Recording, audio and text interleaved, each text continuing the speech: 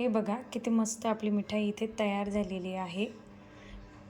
Hi hello नमस्कार। आज आपण बघणार आहोत गुरुपौर्णिमा विशेष अगदी 2 साहित्यात त्याच्यामध्ये पनीर नाही, खवा नाही आणि मिल्क पावडर देखील नाही अशी झटपट तयार होणारी मिठाई बघणार आहोत।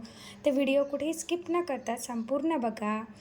आतमध्ये बघा किती छान याचा टेक्स्चर आलेला आहे आणि किती मस्त मलाईदार ही आहे। तर चला तर मग आजच्या रेसिपीला सुरुवात करूया। आता एका कढईमध्ये अगदी थोडंसं मी पाणी घेतलेलं आहे। नंतर त्याच्यामध्ये आपल्याला ॲड करायचं आहे दूध। 2 वाट्या दूध इथे वापरायचं आहे। अगोदर पाणी का घ्यायचं, कारण की मग आपलं जे दूध आहे ना ते कढईला लागत नाही, त्यामुळे अगोदर थोडंसं पाणी घालायचं आहे। याच्यामध्ये थोड्याशा केसरच्या काड्या घातलेल्या आहे मी। आता या दुधाला काय करायचे, एक थोडा वेळ घट्ट होऊ द्यायचा। घट्ट झाल्यानंतर आपल्याला पुढची प्रोसेस करायची आहे। याला साधारण एक 5 ते 7 मिनटं मस्त उकळू द्या, घट्ट होऊ द्या, सतत ढवळत राहा, जेणेकरून यातली मलाई जी आहे ती पूर्ण दुधामध्ये राहील। त्यामुळे याला सतत ढवळत एक 5 मिनटं घट्ट होऊ द्यायचं। बघा दूध मस्त उकळलं आलं आहे।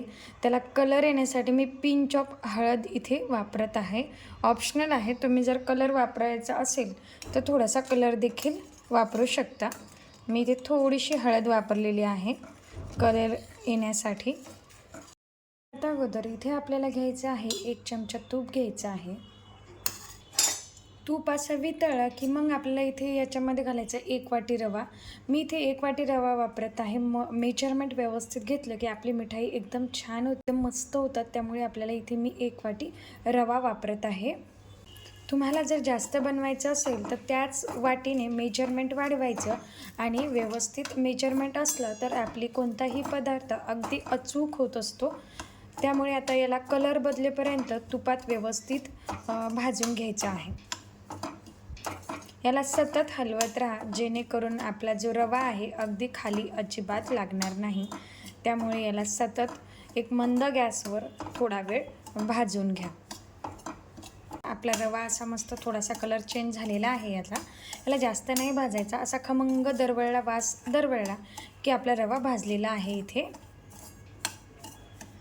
तर आता मी हा एका ताटामध्ये काढून घेते। तो रवा भाजून घेतला होता ना, तो रवा आता इथे याच्यामध्ये टाकून देऊया।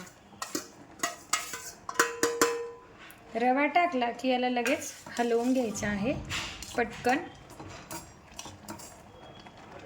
गॅस लगे कमी करा, एकदम मंद आचेवर हे थोडंसं परतून घ्यायचं आहे आपल्याला।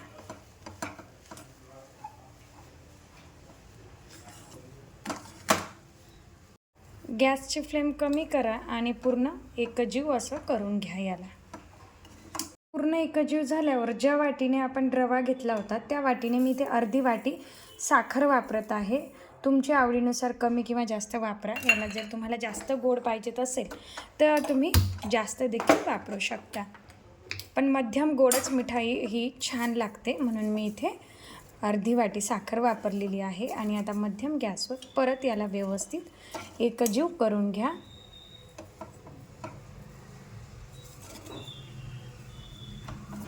हे बघा आता हे पूर्ण एकजीव झालेला आहे आणि गॅसची फ्लेम आता बंद करायची आहे। अशी एक मध्यम आकाराची छोटी वाटी घ्या, त्याला थोडंसं तूप किंवा तेल लावा। मी इथे थोडंसं तूप लावत आहे आणि याच्यामध्ये खाली असे थोडेसे ड्रायफ्रूट्स टाकायचे। मी इथे बदाम वापरलेले आहे आणि आपण जे बॅटर बनवलं होतं ते असं थोडंसं घ्यायचं। आता माझ्या हाताचा सुद्धा त्याला थोडंसं हळदी आहे, ही याच्यामध्ये अशी प्रेस करायची।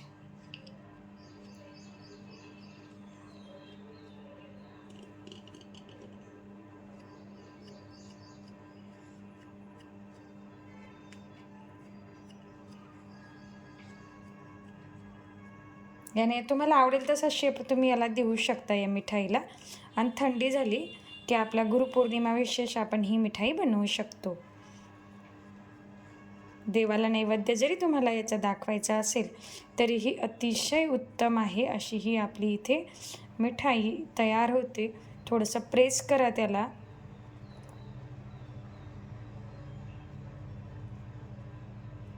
हे बघा अशी प्रेस करायची आणि अलगद अशी वाटी उचलून घ्यायची. इथे आपली मस्त अशी मिठाई तयार झालेली आहे. बघू शकता किती छान दिसत आहे. अशा मी बाकीच्या सुद्धा बनवून घेते. हे बघा किती मस्त आपली मिठाई इथे तयार झालेली आहे.